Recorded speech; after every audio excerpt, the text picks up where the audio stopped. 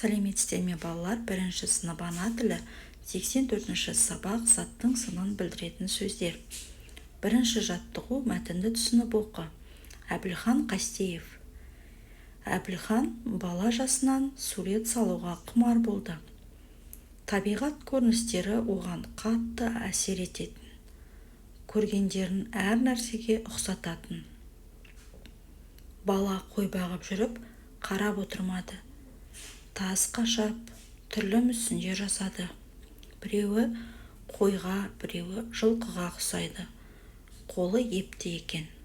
Жасаған бұйымдары жұрттың көзін қызықтырады.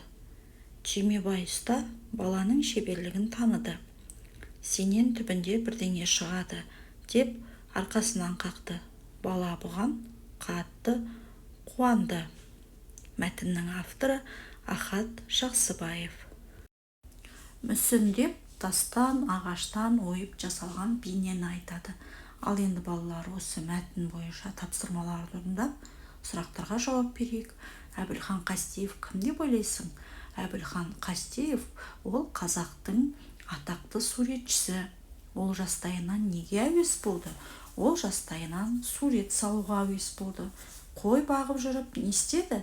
Әбілхан қой бағып жүріп тастан түрлі бейне қашады, әр түрлі мүсіндер жасады. Екінші жаттығу сөйлемдерді көшіріп жаз, заттың сынын білдіретін сөзді тап. Әбілхан Қастеев танымал суретші. Алматыда Әбілхан Қастеев атында мұражай бар.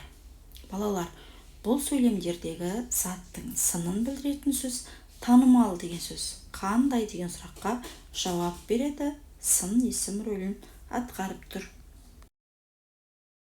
Үшінші жаттығу Әлия мен Әділ сурет салды. Олар қандай тақырыпқа сурет салды деп ойлайсың? Балалар, Әлия мен Әділ аспан әлемі немесе космос тақырыбында сурет салды деп ойлаймын. Ал балалар, сендер Әлия мен Әділ қандай тақырыпта сурет салды деп ойлайсыңдар? Менің ойыммен келісесіңдер ме? Балалар, осымен біздің сабағымыз аяқталды. Бұл сабақ сендерге түсінікті болды деген ойдамын.